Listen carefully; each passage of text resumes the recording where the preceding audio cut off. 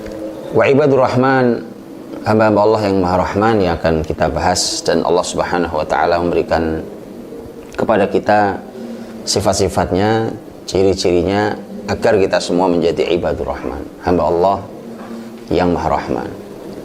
Allah berfirman, a'udzubillahi minasyaitonirrajim, wa ibadur rahmanil ladzina yamshuna 'alal ardi hauna wa idza khatabahumul jahiluna qalu salama, dan seterusnya sampai akhir firman Allah subhanahu wa ta'ala yang menjelaskan tentang ibadur rahman. Qul ma ya'ba'u bikum rabbi laula du'aukum faqad kadzdzabtum fasawfa yakunu lizama. Sekaligus itu adalah merupakan penutup surat Al-Furqan.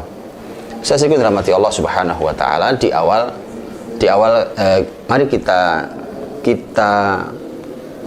pahami dulu secara umum tentang ibadur rahman ini yang dia ada di dalam surat Al-Furqan, agar kita pahami dulu secara umum pondasi dasar dari ibadur rahman ini. Pembahasan tentang ibadur rahman, hamba Allah yang maha rahman, diletakkan Allah subhanahu wa ta'ala dalam surat Al-Furqan. Surat ke-25 ini adalah merupakan surat yang namanya saja Al-Furqan. Al-Furqan artinya adalah pembeda. Jadi ini yang memilah, membedakan betul, memisah. Al-Furqan artinya adalah pembeda atau pemisah. Di mana jelas di sini bahwa Allah Subhanahu wa taala ingin menyampaikan dalam surat Al-Furqan ada dua kelompok yang tidak mungkin bisa dipertemukan. Ada dua kelompok yang harus dipisahkan. Memang berbeda. Karena hidup ini tidak mungkin semuanya sama. Hidup ini adalah pilihan, bahkan ada hal-hal yang tidak mungkin bisa dipertemukan. Karena itulah maka kita pun harus menyiapkan diri untuk itu. Dan itu pembahasan tentang ibadur rahman sebagai penutup surat ini menunjukkan bahwa ada ibadur rahman, ada manusia, ada hamba-hamba Allah yang maha rahman, yang taat dan tunduk pada Allah subhanahu wa ta'ala yang maha rahman. Tapi ada mereka yang jangankan mereka mau maksimal beribadah pada Allah, bahkan mereka tidak mengenali siapa Ar-Rahman itu. Ini dua kelompok manusia yang tidak mungkin dipertemukan. Dan itu adalah mengapa suratnya adalah surat Al-Furqan. Para ulama tafsir sering menjelaskan kepada kita tentang sebuah ilmu dalam tafsir, namanya ilmu munasabah. Munasabah itu adalah kesesuaian dan keterkaitan antar ayat dengan ayat, antar surat dengan surat, antar kata dengan kata yang ada dalam Al-Quranul Karim. Contohnya adalah ayat ini, wa ibadur rahman, dimulai dari ayat yang ke-63. 63 Allah SWT mulai kata wa ibadur rahman.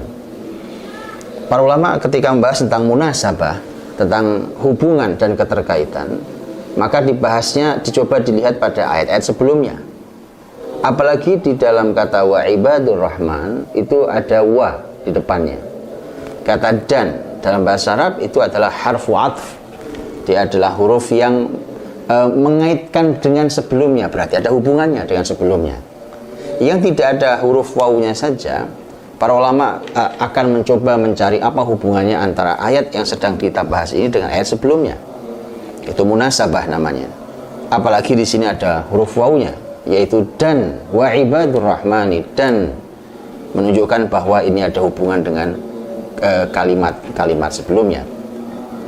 Menarik membahas tentang kalimat sebelumnya yang menjadi pondasi dasar agar kita memahami tentang posisi pembahasan ibadur rahman ini. Saya sedikit rahmati Allah subhanahu wa ta'ala. Sekali lagi ini adalah Al-Furqan. Dia pembeda dan pemisah, tidak mungkin disatukan. Ini adalah ibadur rahman. Ini masyarakat manusia yang tidak kenal dengan Allah yang maha rahman, apalagi beribadah, maka sangat jauh sekali. Di ayat-ayat sebelumnya kata Ar-Rahman muncul juga. Kata Ar-Rahman, silahkan nanti dibuka dalam Al-Quran Karim surah Al-Furqan. Kalau permulaan ayat ibadur rahman adalah ayat ke-63, mengapa menggunakan kata Ar-Rahman? itu karena di kata sebelumnya ada juga pembahasan penyebutan kata Ar-Rahman, yaitu ayat yang ke-60. Ayat ke-60, ayat sebelumnya. Wa idza qila lahum usjudu lirrahman wa idza qila lahum usjudu lirrahman qalu wa marrahman. Kalau dikatakan pada mereka, pada orang-orang kafir itu, sujudlah kalian, sujud, tunduklah, sujud pada Allah yang Maha Rahman. Jawaban mereka adalah qalu wa marrahman. Rahman itu apa? Ya, subhanallah, lihat ya. Ini pertanyaan yang wallahu alam, menurut saya bukan saja sebuah keingkaran, tapi penghinaan. Kalau mengingkari itu artinya dia memang tidak mau tunduk sujud pada Allah yang Maha Rahman. Tapi ini ada unsur penghinaan pada Allah Subhanahu wa taala. Mengapa? Mestinya jawaban mereka adalah qalu waman ar-Rahman, wamanir Rahman. Siapa Ar-Rahman itu? Karena dalam bahasa Arab man dan ma itu berbeda. Karena man itu digunakan untuk menanyakan sesuatu yang berakal. Kalau ma itu digunakan menanyakan sesuatu yang tidak berakal. Kalau saya katakan apa dengan siapa berbeda. Apa ini, kita katakan ini meja. Kalau siapa ini, nah kita menyebut nama umpamanya. Maka disebutkan perbedaannya adalah yang berakal dan tidak berakal. Maka mereka di sini mengatakan qalu wamar Rahman. Rahman itu apa? Artinya mereka bisa jadi memang mereka sangat bodoh sehingga mereka tidak kenal bahwa Ar-Rahman itu bukan apa. Yang lebih pas adalah waman Ar-Rahman. Yang kedua, bisa jadi mereka paham tetapi memang mereka ingin menghina ketuhanan, menghina Allah Subhanahu wa taala. Bayangkan itulah satu kelompok dan itu selalu ada setiap zaman, dan kemudian ini adalah kelompok yang kedua yang nanti oleh Allah disebut wa ibadur rahman. Di satu sisi ada mereka yang sama sekali tidak tahu siapa Ar-Rahman, bahkan mungkin menghina Allah. Di sisi lain ada orang-orang yang menjadi ibadur rahman, hamba-hamba Allah yang Maha Rahman dengan semua sifat dan cirinya. Wa ibadur rahman. Ini yang pertama. Kemudian yang kedua adalah ketika Allah Subhanahu wa taala membahas tentang ibadur rahman di penutup surat di surat penutup soal Furqan. Karena sebelumnya Allah membahas tentang mereka-mereka yang ingkar pada Allah yang Maha Rahman. Bacalah dari mulai ayat yang ke-54 sebenarnya. Di 54 Allah Subhanahu wa taala berfirman, "Wa huwal ladzi khalaqa minal ma'i basyara faja'alahu nasaban wa sihra." Dialah Allah yang telah menciptakan dari air seorang manusia.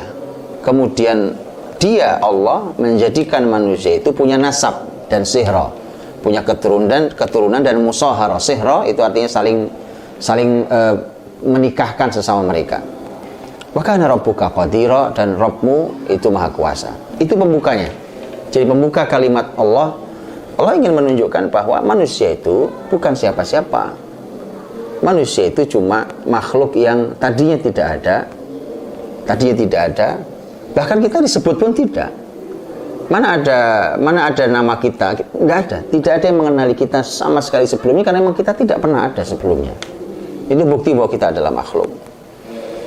Maka kita lihat umpamanya dalam surat Al-Insan, hal ata 'alal insani hinum minad dahri lam yakun syai'an madhkura.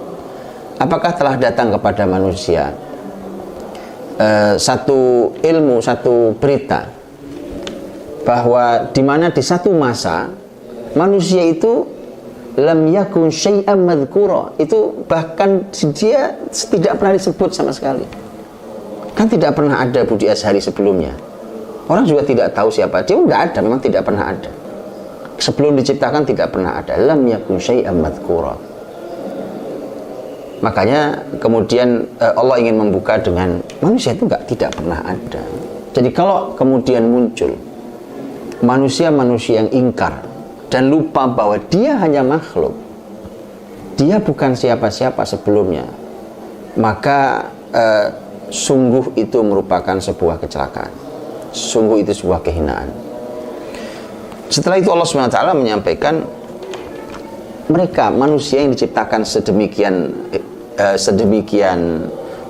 tidak ada apa-apanya, sedemikian hina dan rendahnya itu, artinya hanya diciptakan dari air.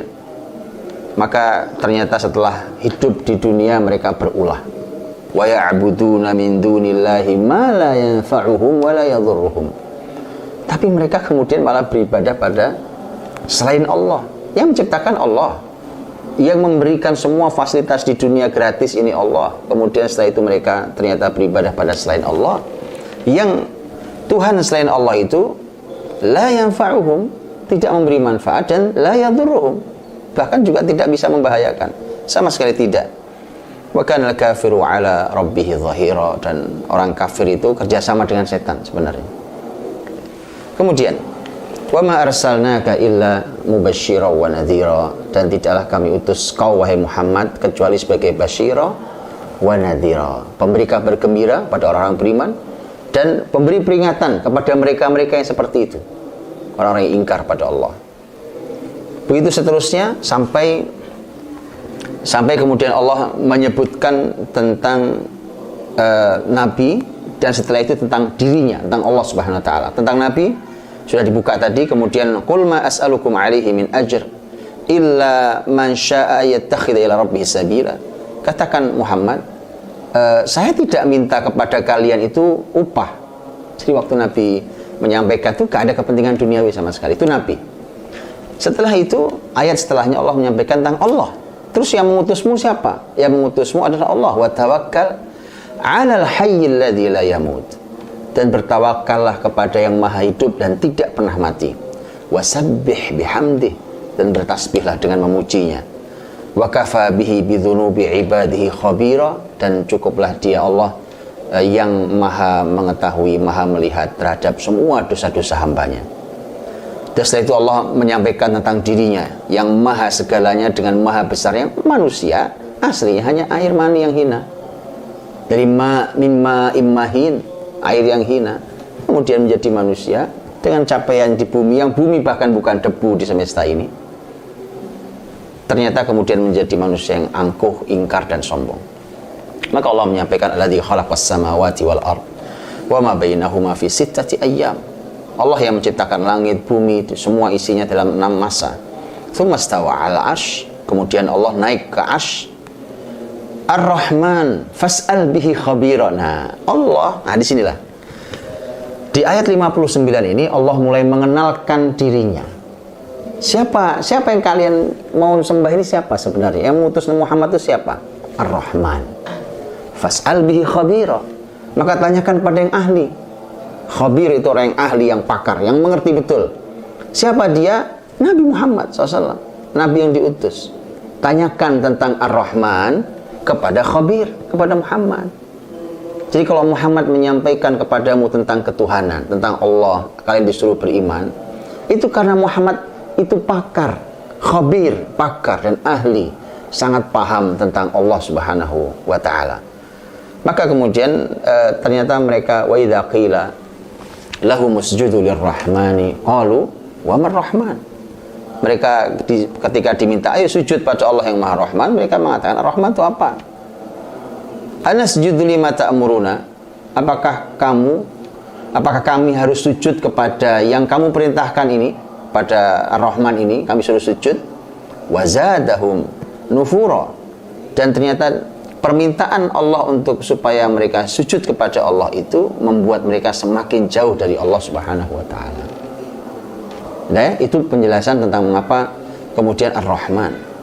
Ya, dan di mana Allah mengenalkan dirinya di sini sebagai Ar-Rahman agar manusia sujud kepada Allah Subhanahu wa ta'ala. Jadi sebenarnya puncak dari semua pembahasan kita, bahkan tentang sifat orang-orang yang menjadi hamba Allah yang Maha Rahman, itu sebenarnya garis tengahnya antara mukmin ibadur Rahman dengan orang kafir adalah sujud. Banyak gerakan ibadah kita kalau sholat, kita ada berdiri, ada ruku', ada sujud, ada bacaan, ada doa, ada pujian, dan segala macam, ada bersimpuh dan seterusnya. Tapi Allah memilih kata sujud. karena sujud itu merupakan posisi ketika seorang hamba melepas semua keangkuhannya. Sujud adalah merupakan posisi ketika seorang hamba melepas semua kesombongannya. Mengapa? Karena itu adalah posisi ketika kepala kita sejajar dengan kaki. Manusia sering lupa diri karena menganggap bahwa dirinya hebat kepalanya, dia angkat tegak kepalanya. Dia lupa bahwa dia hanya diciptakan dari air, padahal dia harus bersujud pada Allah ketika kepala yang paling mulia disejajarkan dengan kakinya. Tapi justru di saat manusia di posisi sujud itu, Nabi Shallallahu Alaihi Wasallam menyampaikan aqrabu ma yakunul abdu min rabbih fahuwa sajid. Posisi ketika seorang hamba paling dekat dengan Tuhannya itu adalah posisi saat sedang bersujud. Maka Nabi mengatakan fa'akthiru fihi du'a faqaminun an yustajabalah. Maka banyaklah berdoa kalau bersujud itu, isi dengan doa-doamu, karena itu adalah posisi yang paling mudah dikabulkannya doa. Maka sujud, mereka-mereka yang tidak kenal Allah tidak pernah bersujud. Tidak pernah bersujud, yang itu merupakan perlambang dua hal. Satu, perlambang lepasnya manusia dari semua keangkuhan dan kesombongannya. Dan yang kedua adalah ketika dia mau menundukkan dirinya, mau mendekatkan posisinya kepada Allah yang telah menciptakannya. Itulah rangkaian latar. Setelah itu semua nanti sudah, kalau orang-orang itu tidak mengenali Allah yang Maha Rahman, mereka orang-orang yang kafir dan orang-orang yang ingkar itu, maka kemudian Allah menyampaikan, sudahlah, kalau gitu wahai manusia yang mau tunduk, mau taat, mau mendengar Allah dan mau sujud pada Allah, maka Allah kenalkan dirinya. Tabarakalladzi ja'ala fis sama'i buruja wa ja'ala fiha siraja wa qamaran munira. Allah sampaikan tentang semesta ini, tentang semua yang ada, tentang bahwa semua yang ada yang kalian lihat itu Allah yang menciptakan. Tabarakalladzi ja'ala fis sama', maha suci, maha barokah, yang telah menciptakan di langit itu buruja wa ja'ala fiha siraja wa qamaran munira. Jadi Allah Subhanahu wa taala telah menciptakan lampu-lampu di langit sana, bintang-bintang di langit sana, dan kemudian ada rembulan yang juga bercahaya. Wa huwa alladzi ja'ala al-laila wan nahara khilfah liman arada ayyadzakkara aw arada syukura. Dan dia juga Allah yang menciptakan siang, menciptakan malam dan siang bergantian bagi siapapun yang mau ingat dan mau syukur. Sudah? Maka semua semesta ini Allah ciptakan satu untuk membuktikan bahwa dia ada, bahwa Allah Subhanahu wa taala ada. Yang kedua, dia maha kuasa. Sehingga Allah Subhanahu wa taala, karena dia menciptakan, dia yang maha kuasa, dia Allah, dia Rabb, maka kemudian kalian diminta untuk tunduk kepada Allah Subhanahu wa taala. Dan kemudian target dari semua itu, ketika kita menikmati alam semesta yang indah ini, maka kita diminta untuk liman arada ayyadzakkara au arada syukura. Diminta untuk zikir, untuk ingat selalu bahwa ada Allah, zikrullah, ingat Allah SWT. Dan yang kedua adalah mereka yang harus bersyukur, zikir, syukur, zikir, syukur. Gabungan dua hal yang luar biasa indah. Begitu ingat, kita berterima kasih. Begitu kita ingat Allah, maka kita akan berterima kasih pada Allah Subhanahu wa taala. Dan kemudian setelah itu langsung wa ibadur rahman, dan hamba Allah yang maha rahman. Ini adalah hamba-hamba yang berzikir dan pandai bersyukur. Maka jadilah ibadur rahman, yang insya Allah akan kita bahas di pertemuan-pertemuan setelah ini. Wallahu ta'ala alam bishawab. Assalamualaikum warahmatullahi wabarakatuh. Bismillahirrahmanirrahim. Assalamualaikum warahmatullahi wabarakatuh. Alhamdulillahirabbil alamin. Wassalatu wassalamu ala Rasulillahil karim wa ala alihi wa sahbihi ajma'in. Amma ba'd.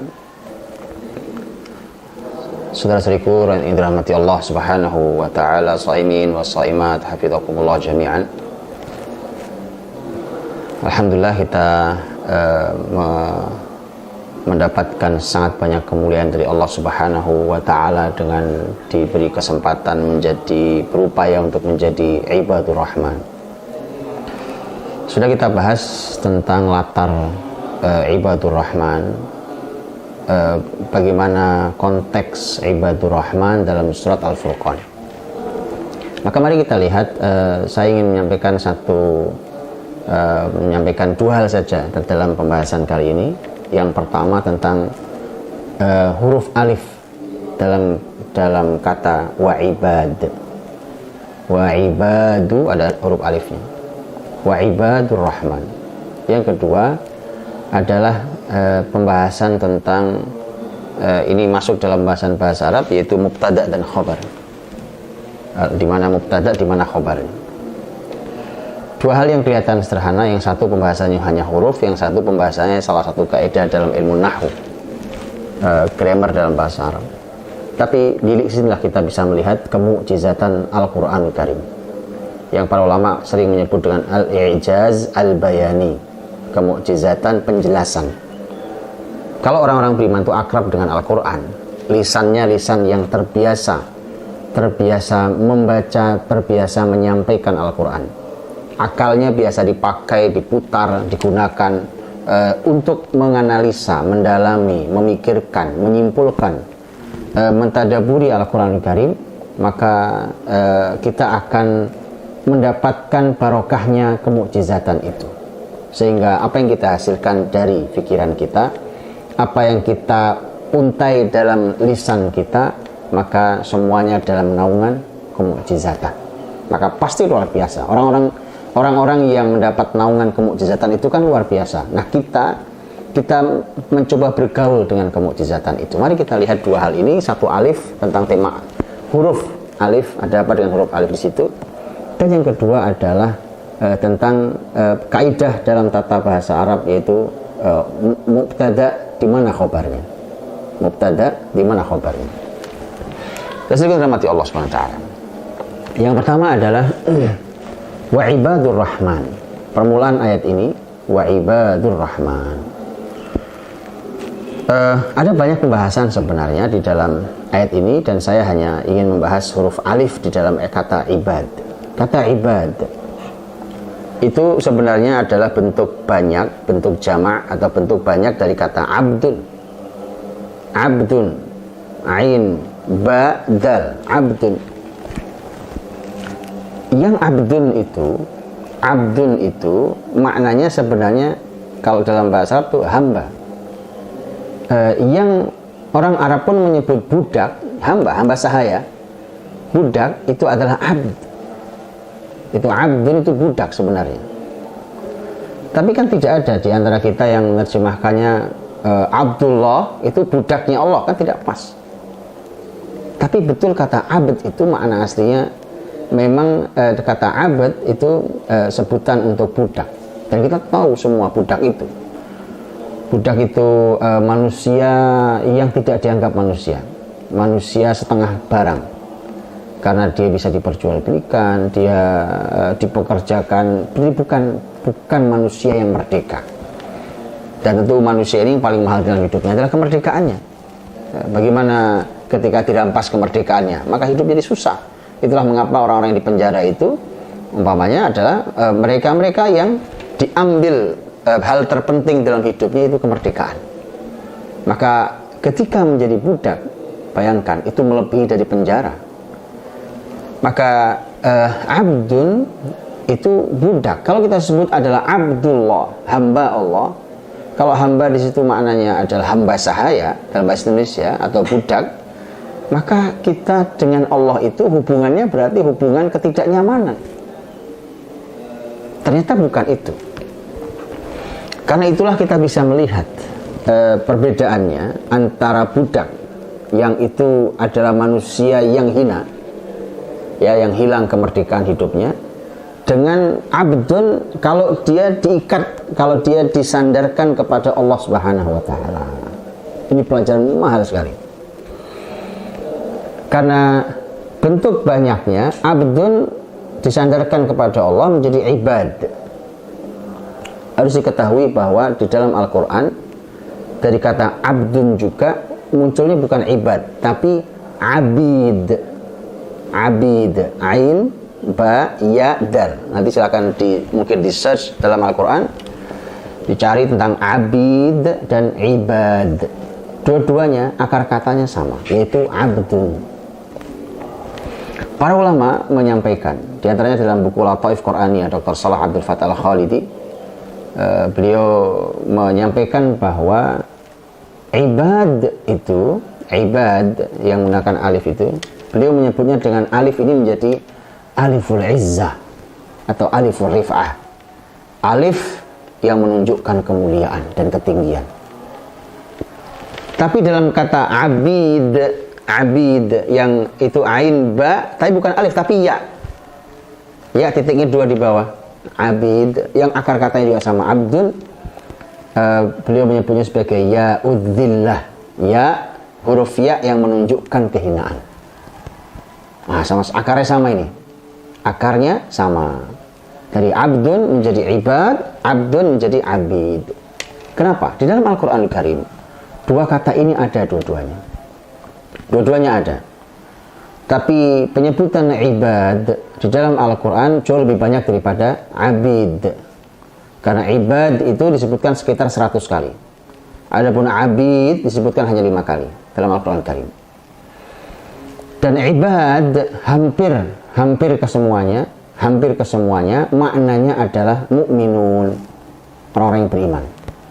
Adapun abid, pembahasan abid itu konteksnya selalu konteks orang-orang yang ingkar, orang-orang yang kafir, orang-orang yang mempermainkan dan menghina Allah Subhanahu wa taala, orang-orang yang diadili nanti di akhirat dikarenakan tersesat oleh setan dan kemudian bertarung dengan setan, sebagaimana dalam surat Qaf. Dalam surat Qaf Allah Subhanahu wa ta'ala menyampaikan tentang setan, qarinu, qala qarinu rabbana ma atghaituhu walakin kana fi dhalalin ba'id.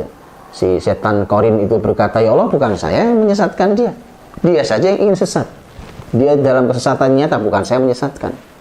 Maka nanti dibentak oleh Allah Subhanahu wa ta'ala, qala la takhtasimu ladayya laqad qaddamtu ilaikum bil wa'id. Kata Allah, kalian jangan berdebat di hadapanku. Manusia yang tersesat, setan, jangan berdebat di hadapanku. Mengapa? Karena dulu di dunia telah aku kirimkan kepada kalian ancaman-ancaman ini, tentu melalui Rasul. Ma yubaddalu qawlu ladayya. Lihat, ma yubaddalu qawlu ladayya. Keputusan hari ini bahwa kalian akan diazab sudah tidak mungkin lagi diganti. Penutupnya adalah wa ma ana bidhallamin lil abid. Nah, itu kata abid muncul. Dan aku, kata Allah, tidak pernah menzalimi hamba-hamba itu. Tidak ada. Jadi kalau Allah menyiksa, bukan Allah zalim, karena memang kalian yang rusak. Abid di sini pembahasan tentang orang-orang yang tersesat, yang akan mendapatkan azab Allah wal iyadzubillah. Maka abid itulah maknanya bahwa dia ya-nya adalah ya'udzillah. Dianya ya yang menunjukkan kehinaan. Tapi ibad, alifnya naik ke atas gitu, jadi dia naik izzah dan rif'ah, dia tinggi dan dia mulia. Salah satunya adalah ayat yang kita bahas, wa ibadur rahman, dan ibad dan hamba-hamba Allah yang maha rahman. Walau akarnya adalah budak, lihat manusia itu, tapi dia bisa bergeser. Kalau dia bersandarnya kepada selain Allah jadi abid, hidup pasti akan hina, sampai di akhirat akan lebih hina lagi. Kalau manusia ini mau menjadi mulia, mau menjadi tinggi, sematkan alif di sana, dia harus menjadi ibad, dan syaratnya adalah diidhofahkannya kepada Allah Subhanahu wa ta'ala, disandarkannya, ditempelkan. Hamba harus menempel kepada Allah Subhanahu wa ta'ala. Di antaranya adalah wa ibadur rahman, yaitu hamba Allah yang maha ar-Rahman. Bayangkan Allah Subhanahu wa ta'ala menyebut dalam ayat ini dirinya sebagai ar-Rahman. Allah mungkin kok menyebut nama Allah wa ibadullah, maknanya sama. Atau menggunakan nama Allah yang lain, umpamanya Allah ingin menyebut dirinya sebagai Al-Qahhar, Al-Jabbar, umpamanya yang maha memaksa, yang punya kekuatan yang bisa mengalahkan dan menghancurkan. Umpamanya wa ibadul jabbar, bisa. Maknanya juga hamba Allah. Tapi tidak. Allah kenalkan Allah kenalkan dirinya dengan wa ibadur rahman. Karena kata ar-rahman, di kata ar-rahman menunjukkan bahwa di sana ada kasih sayang, ada rahmah di sana, ada sayang di sana. Jadi hamba-hamba Allah yang akan kita bahas dengan seluruh sifat-sifatnya ini adalah kalau itu dilakukan oleh para hamba, maka dia akan mendapatkan rahmat Allah dan kasih sayang Allah Subhanahu wa taala. Itu maksudnya. Sentuhan kata ar-rahman di sana. Jadi manusia jangan sampai mendapat disematkan ya zillah, tapi harus mendekat kepada Allah agar kita mendapatkan aliful izzah war rif'ah. Kemudian yang kedua adalah pembahasan tentang mubtada, di mana khobarnya. Ini belajar sedikit bahasa Arab. Mubtada dalam bahasa Arab itu kata mubtada itu artinya sesuatu yang memulai. Jadi kalau ada kata mulai, tiba-tiba muncul satu kata, ya yang itu kata itu muncul dan itu adalah isim, maka dia berarti mubtada. Tiba-tiba saya berkata umpamanya meja, itu kata pertama yang keluar dari lisan saya sekarang, maka dia mubtada. Tinggal orang nungguin, memang meja kenapa? Oh, saya katakan meja ini baru, maka meja menjadi mubtada, baru menjadi khobar. Karena khobar itu yang mengabarkan tentang kata yang tadi saya sebut. Kalau saya sebut umpamanya siang, ya, siang, atau tiba-tiba saya bilang matahari, oke, itu kata pertama yang keluar, benda yang keluar itu kemudian itu mubtada. Seorang lagi menunggu mau bicara apa tentang matahari, saya katakan matahari bersinar terang, khobar. Maka ini para ulama membahas, begitu Allah memulai wa ibadur rahman, dan hamba Allah yang maha rahman, mubtada. Kemudian kita menunggu, apa yang mau Anda sampaikan? Apa yang mau disampaikan ayat tentang ibadur rahman, tentang hamba Allah yang maha rahman, di mana khabarnya? Itu dibahas oleh para ulama. Ada yang mengatakan bahwa khabarnya adalah ibadur rahman alladzina yamshuna 'alal ardi hauna, dan seterusnya. Semua sifat itu menjadi khabar. Jadi berarti menjadi begini, dan hamba Allah yang maha rahman adalah yang punya sifat ini. Kalau menurut Al-Qurtubi, Imam Al-Qurtubi menyebutnya ada 11 poin. Imam Al-Qurtubi dalam tafsirnya. Ya, walaupun kalau dihitung lebih detail lebih dari 11. Jadi mubtada'nya, permulaan katanya adalah ibadur rahman, hamba Allah yang maha rahman. Kemudian ketika kita bertanya, memang kenapa dengan ibadur rahman? Oh, sifatnya ini. Ini pendapat pertama para ulama. Ya, jadi kata setelahnya dan berikutnya semua sifat tentang ibadur rahman menjadi khabar. Tapi ada satu pendapat yang menarik, yang lain. Di mana khabarnya? Khabarnya bukan sifat itu. Karena sifat itu adalah merupakan sifat untuk ibadur rahman. Tetapi di mana khabarnya? Khabarnya adalah di ayat yang terakhir, hampir terakhir. Ulaik yujzaunal ghurfah. Jadi wa ibadur rahman ulaik yujzaunal ghurfata bima sabaru wa yulqauna fiha tahiyatan wa salama. Yaitu ulaik, merekalah yujzaunal ghurfah, yang akan diberikan oleh Allah balasan berupa surga yang tinggi. Bima sabaru, karena kesabaran mereka. Nah, itu berarti kalau kita gabung, padahal itu ayat di belakang. Ayat itu di belakang. Setelah selesai semua pembahasan sifat-sifat ciri-ciri ibadur rahman, kemudian setelah itu masuk kepada penutupnya adalah mereka itu dengan semua sifat yang mereka punya ini, maka mereka berhak mendapatkan surga yang tinggi. Maka kalau digabung, karena mubtada khabar kalau kita dekatkan begitu, ya, karena ini kan artinya ada jeda yang panjang sekali tentang sifat ibadur rahman. Maka kalau digabungkan menjadi wa ibadur rahman, dan hamba Allah yang maha rahman itu ulaika yujzaunal ghurfata bima sabaru. Wa ibadur rahman, hamba-hamba Allah yang maha rahman itu akan diberikan balasan surga yang tinggi. Itu kalimat lengkapnya, mubtada dan khabarnya. Orang-orang yang hamba Allah yang maha rahman itu akan mendapatkan balasan surga Allah yang maha tinggi. Tinggal pertanyaan berikutnya adalah, baik, karena saya ingin mendapatkan surga yang tinggi, ingin mendapatkan bahagia yang sesungguhnya dengan surga itu, maka bagaimana supaya saya bisa menjadi ibadur rahman? Maka jawabannya adalah, lihatlah semua sifat ciri-ciri yang telah disebutkan antara mubtada dan khabarnya. Karena ini menjadi menarik. Para ulama mengatakan ini namanya tashwiq. Tashwiq itu artinya adalah membuat orang penasaran dalam bahasa kita. Jadi begitu disebut, kalau khobarnya adalah ulaika yujzaunal ghurfa bima sabaru, yang mereka berhak mendapatkan surga Allah karena kesabarannya, berarti kita dibikin Allah penasaran.